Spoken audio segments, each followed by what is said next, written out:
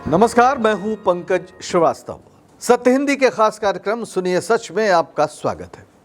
मोदी सरकार आजकल लगातार ढोल पीट रही है कि भारत विश्व की चौथी बड़ी अर्थव्यवस्था बन गया है, लेकिन सच ये भी है कि 80 करोड़ लोग सरकारी राशन पर निर्भर हैं। दुनिया के सबसे ज्यादा गरीब भारत में रहते हैं, लेकिन इस बीच एक राज्य ने चमत्कार किया है। यह राज्य है केरल। केरल में चरम गरीबी से निजात पाली गई है। आखिर कैसे हुआ यह चमत्कार? क्या है विकास का केरल मॉडल जिस पर गोदी मीडिया तो चर्चा नहीं करता? उसकी रुचि केवल सांप्रदायिक विद्वेष फैलाने वाली द केरला स्टोरी जैसी फिल्मों में दिखती है, इस तरह की खबरों में नहीं, लेकिन दुनिया भर में इसकी चर्चा है। मिलेंगे इन तमाम सवालों के जवाब, लेकिन केरल चलने से पहले चलते हैं बिहार, जहां चुनाव की बयार है, जुमलों की बहार है।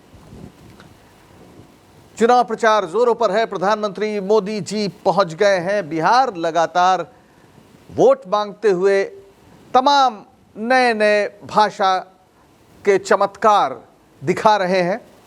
अपनी सभाओं में अटक दल, पटक दल, झटक दल, लटक दल जैसी सस्ती तुकबंदी कर रहे हैं। बेरोजगारी से जूझ रहे नौजवानों को रील बनाकर पैसा कमाने की सलाह भी दे रहे हैं। तमाम वादों की बौछार की जा रही है।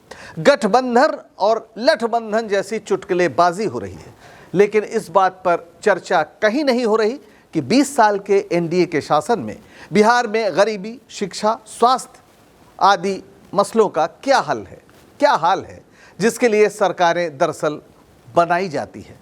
पूरी कोशिश हो रही है कि बिहार के चुनाव में झटका या हलाल के सवाल पर वोट पड़े, ना कि शिक्षा, स्वास्थ्य और गरीबी के। हकीकत यह है कि सुशासन के तमाम दावों के बावजूद बिहार का क्या हाल है? बिहार देश का सबसे गरीब राज्य है। तो क्या माना जाए कि महाबली मोदी और सुशासन बाबू नीतीश कुमार की सम्मिलित शक्ति, डबल इंजन की सरकार भी गरीबी के सामने बेबस है? क्या बिहार को गरीबी से निकाला नहीं जा सकता था? निकाला जा सकता था अगर ये शासक दलों के लिए कोई मुद्दा होता, लेकिन झटका और हलाल से वोट मिल रहे हों तो गरीबी हटाने जैसी बातों पर मेहनत क्यों की जाए? इसे समझने के लिए हमें असल केरला स्टोरी को समझना होगा, जिसने ये चमत्कार कर दिखाया है। ये स्टोरी है गरीबी उन्मूलन की।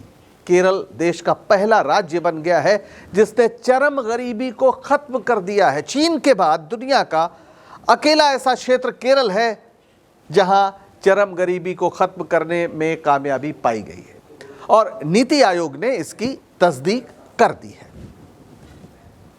केरल के मुख्यमंत्री पिनाराई विजयन 1 नवंबर 2025 को, यानी जल्द ही, तिरुवनंतपुरम के सेंट्रल स्टेडियम में केरल को आधिकारिक रूप से अत्यंत चरम गरीबी मुक्त राज्य होने की घोषणा करेंगे, औपचारिक रूप से। अंतर्राष्ट्रीय मानक के अनुसार जो व्यक्ति प्रतिदिन $2.15 यानी लगभग 180 रुपए से कम पर जीवन व्यतीत करता है, बल्कि अब ये ज़्यादा हो सकता है, इस समय डॉलर 90 के आसपास पहुंचने वाला है, तो ठीक है, 180 से ज़्यादा, इससे कम पर जो जीवन यापन करता है उसे चरम गरीबी में माना जाता है। भारत में इसके आकलन में बहुआयामी गरीबी सूचकांक यानी मल्टी डायमेंशनल पॉवर्टी इंडेक्स का प्रयोग किया जाता है, जिसमें स्वास्थ्य, शिक्षा और जीवन स्तर को सम्मिलित किया गया है। कमाई के साथ साथ ये सब भी जोड़ा जाएगा। तो आखिर केरल ने यह चमत्कार कैसे किया? इसके लिए हमें केरल की वामपंथी सरकार के विकास के मॉडल को समझना होगा, जिसके केंद्र में नागरिक है। विकास का मतलब बड़ी इमारतें, कोई बड़ा प्रोजेक्ट, बुलेट ट्रेन, इसकी जगह नागरिकों का स्वास्थ्य, शिक्षा, आवास वगैरह वगैरह। ये एक दिन में मिली उपलब्धि नहीं है। केरल में वाम मोर्चा और कांग्रेस की सरकारें उलट पलट कर बनती रही हैं, और तमाम असहमतियों के बावजूद इस मोर्चे पर दोनों में ही सहमति रही है कि विकास के केंद्र में आम आदमी को होना चाहिए। नीति आयोग के वर्ष 2021 के अध्ययन के अनुसार केरल में गरीबी की मात्रा थी, या गरीबी थी 0.7%, काफ़ी कम थी, देश में सबसे कम।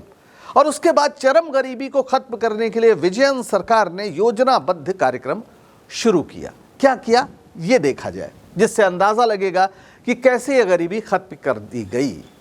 राज्य भर में सर्वेक्षण हुआ तो पता चला 64,006 परिवार जो हैं वो अत्यंत गरीब हैं, उन्हें चिन्हित किया गया बाकायदा, और इन परिवारों को भोजन, स्वास्थ्य, आजीविका और आवास के आधार पर चयनित किया गया।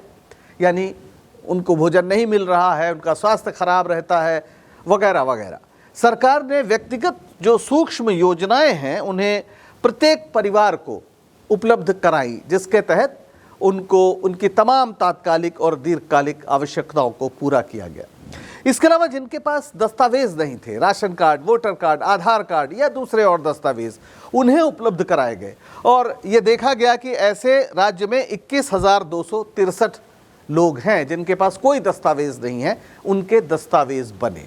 और फिर 3,913 परिवारों को घर दिया गया, 1,338 परिवारों को ज़मीन दी गई, 5,651 परिवारों की घरों की मरम्मत के लिए 2 लाख रुपए तक खर्च किए गए। इस तरह से इन सभी जो सबसे गरीब लोग थे उन्हें बाकायदा चिन्हित करके उनकी स्थिति को बदला गया। और ये यूं ही नहीं अफसरों पर छोड़ दिया गया, बल्कि प्रत्येक लाभार्थी के घर को जियो टैग किया गया ताकि पारदर्शिता बनी रहे। अफसरों पर नहीं छोड़ा गया, एक एक घर की स्थिति उसकी निगरानी की गई। और अब यह स्थिति है कि केरल में कोई परिवार या व्यक्ति चरम गरीबी की स्थिति में नहीं है। इस मामले में केरल देश का सिरमौर बन गया है। नीति आयोग के 2021 के आंकड़ों को अगर आप देखते हैं तो पता चलता है कि भारत में 14.96% लोग गरीबी रेखा के नीचे हैं। गुजरात में ये प्रतिशत, गुजरात इसलिए कि गुजरात मॉडल की बड़ी चर्चा होती है, तो गुजरात में 11.66% लोग गरीबी रेखा के नीचे हैं। उत्तर प्रदेश में, जहां राम राज्य आ चुका है, 22.93% लोग गरीबी रेखा के नीचे हैं। और बिहार देश का सबसे गरीब प्रांत है, जहां 33.76% लोग गरीबी रेखा के नीचे हैं, यानी लगभग 1/3 आबादी।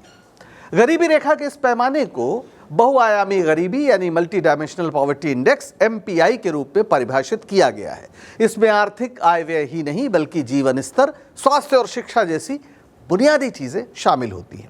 इस तरह एक परिवार और व्यक्ति को गरीबी रेखा से ऊपर उठाने के लिए अलग अलग ठोस कदम उठाए गए केरल में।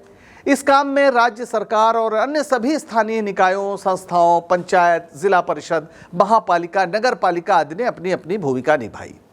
इसमें कई स्थानीय निकायों में विपक्षी पार्टियां बहुमत में थी, उनका उन संस्थाओं पर नियंत्रण था, लेकिन सभी ने मिलकर केरल के हर परिवार और व्यक्ति को गरीबी रेखा से निकालने के लिए पूरी तरह एकजुट होकर काम किया और उसका फायदा पूरे केरल को मिला। केरल की तस्वीर बदल गई। केरल इंसानी उन्नति, प्रगति और समृद्ध में सबकी साझेदारी के मामले में भारत का सबसे उन्नत प्रदेश ही नहीं बल्कि दुनिया के सबसे उन्नत विकसित देशों की बराबरी करता है।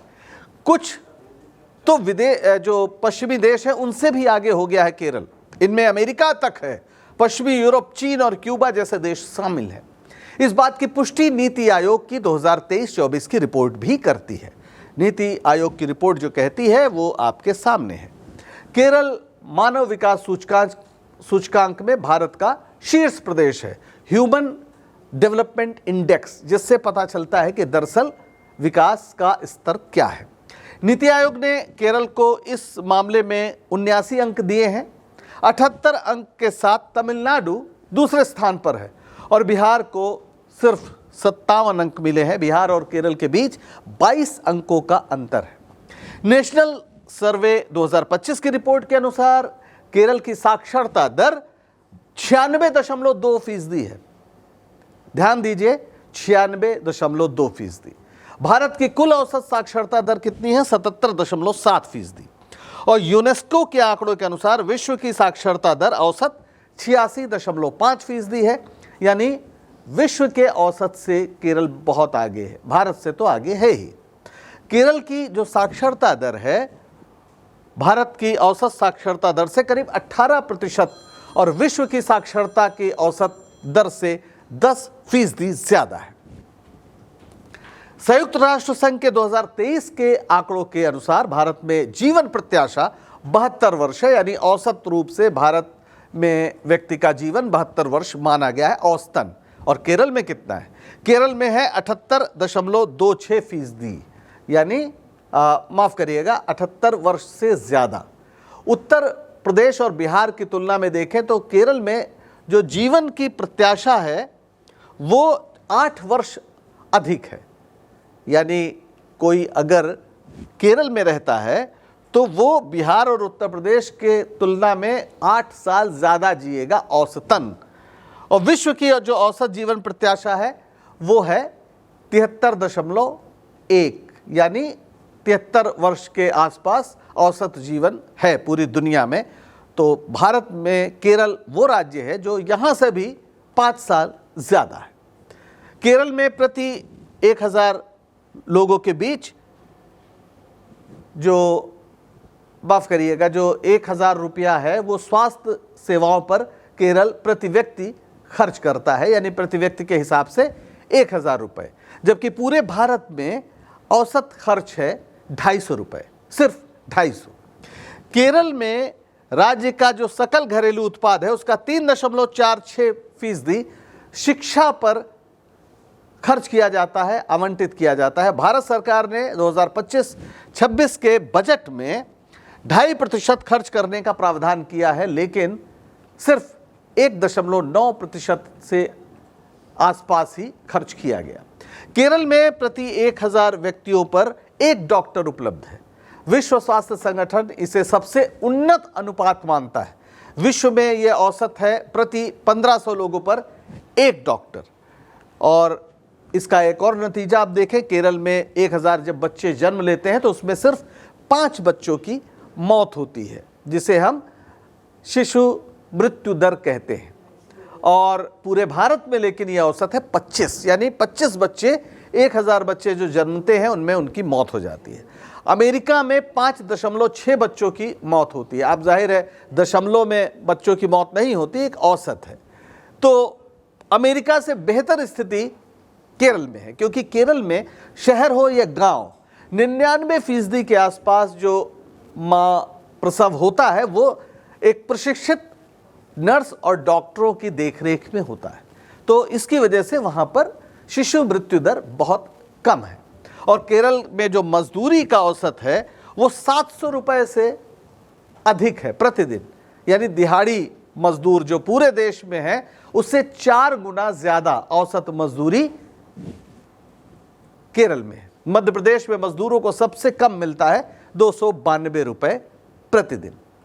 अब जरा केरल का कुल हाल देख लेते हैं।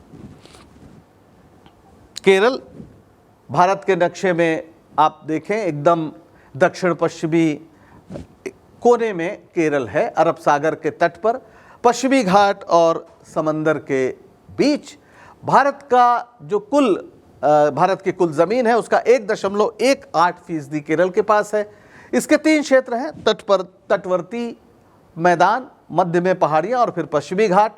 44 नदियाँ हैं, बैक वाटर्स है, 580 किलोमीटर लंबा समुद्री तट है, उष्णकटिबंधीय जलवायु है, भारी मानसूनी बारिश होती है 3000 मिलीमीटर प्रति वर्ष, हरे भरे जंगल, नारियल के पेड़ और जैव विविधता। प्राकृतिक संसाधनों के मामले में भी बेहद समृद्ध है। यहाँ की मसाले, काली मिर्च, इलायची, रबर, नारियल और मछली, इन सब का दूर दूर तक व्यापार होता है। मसाले तो यहाँ से अरब और रोम तक जाते रहे हैं बहुत ज़माने से। कहते हैं कि पश्चिम को सभ्य बनाने में काली मिर्च का बड़ा योगदान रहा है जो केरल से जाती थी। केरल को ईश्वर का अपना घर कहा जाता है। हालांकि ये उसकी सुंदरता की वजह से तो है, लेकिन ये एक टैगलाइन है। 1989 में केरल पर्यटन विभाग के लिए एक विज्ञापन एजेंसी के क्रिएटिव डायरेक्टर वॉल्टर मेंडेज ने ये जुमला गढ़ा था ताकि पर्यटन को बढ़ावा मिले। लेकिन ये सच है कि केरल बेहद खूबसूरत क्षेत्र है भारत का। वैसे ईश्वर का तो पता नहीं, लेकिन केरल की सरकारों ने इसे इंसानों के रहने लायक एक खूबसूरत जगह तो बनाई ही है। तो केरल की सामाजिक बुनावट पर भी नज़र डाल लेते हैं। केरल में अनुमान है कि 3.61 करोड़ उसकी जनसंख्या है। हालांकि अभी 2021 को जनगणना होनी थी, नहीं हुई, 2011 के ही आंकड़े हैं। तो उसके अनुसार केरल में हिंदू 54.7% हैं, और मुस्लिम आबादी 26.6% है और ईसाई आबादी 18.6% है। स्पष्ट है कि केरल में हिंदू, मुस्लिम और ईसाई तीनों की आबादी अच्छी खासी है, यानी आबादी में अनुपात अच्छा खासा है। करीब आधे हिंदू हैं तो 1/4 मुस्लिम है और करीब 20% ईसाई। केरल मॉडल इस बात का सबूत है कि हिंदू, मुस्लिम और ईसाई न केवल शांति, सौहार्द और भाईचारे के साथ रह सकते हैं, बल्कि मिलकर अपने प्रदेश का नाम भी रोशन कर सकते हैं। दुनिया का एक उन्नत प्रदेश केरल को उन्होंने बना दिया है। नफरती राजनीति के इस प्रचार को केरल मॉडल ध्वस्त करता है कि हिंदू, मुस्लिम और ईसाई कभी भी साथ में भाईचारे के साथ नहीं रह सकते, या अल्पसंख्यकों की आबादी जहां ज्यादा होती है वहां सांप्रदायिक तनाव होने लगता है। सच्चाई यह है कि केरल देश का सबसे अधिक सांप्रदायिक सद्भाव वाला राज्य है। ऐसा नहीं कि कोशिशें नहीं होती, लेकिन पुलिस प्रशासन की मुस्तैदी से किसी भी आग को भड़कने से रोक दिया जाता है, जबकि तमाम दूसरे राज्यों में इसका उल्टा होता है। ये सरकारों की इच्छा शक्ति पर निर्भर है कि कोई घटना सांप्रदायिक स्वरूप लेकर भड़केगी या उस आग को तुरंत बुझा दिया जाएगा। वैसे इस स्थिति से सबसे ज्यादा निराशा बीजेपी को होती है, जिसके पास सांप्रदायिक विद्वेष भड़काकर राजनीतिक लाभ लेने का एक सिद्ध फॉर्मूला है। केरल में उसकी दाल नहीं गल पाती, हालांकि उत्तर भारत में वो छाई हुई है।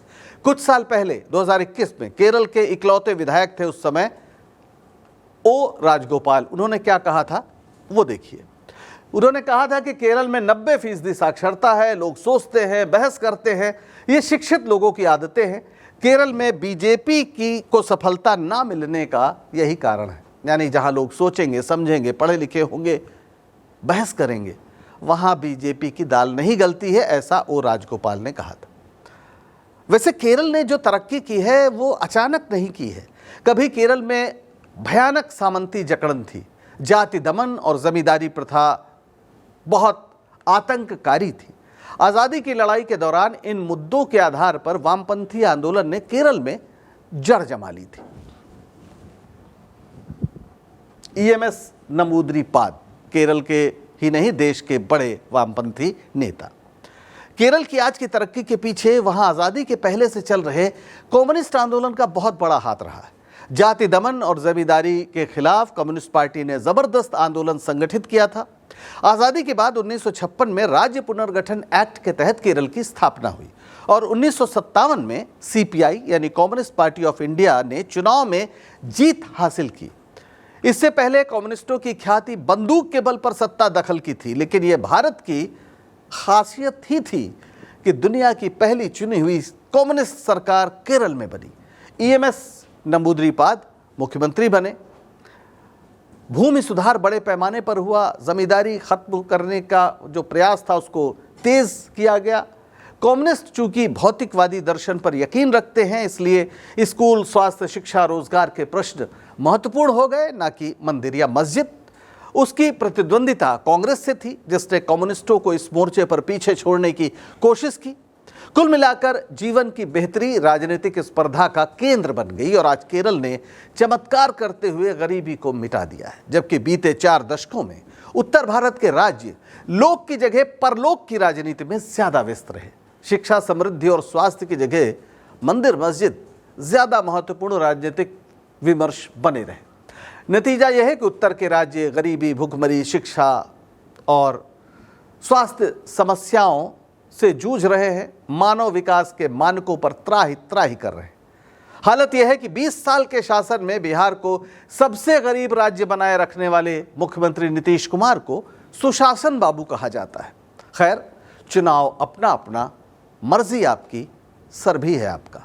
आज के लिए बस इतना ही। अगर हमारा ये शो आपको पसंद आया हो तो लाइक करें, शेयर करें और चैनल को सब्सक्राइब करें।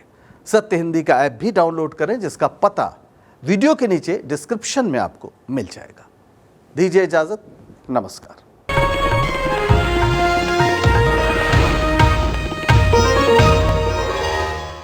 Copyright disclaimer under Section 107 of the Copyright Act 1976. Allowance is made for fair use for purposes such as criticism, comment, news reporting, scholarship, and research. Fair use is a use permitted by copyright statute that might otherwise be infringing.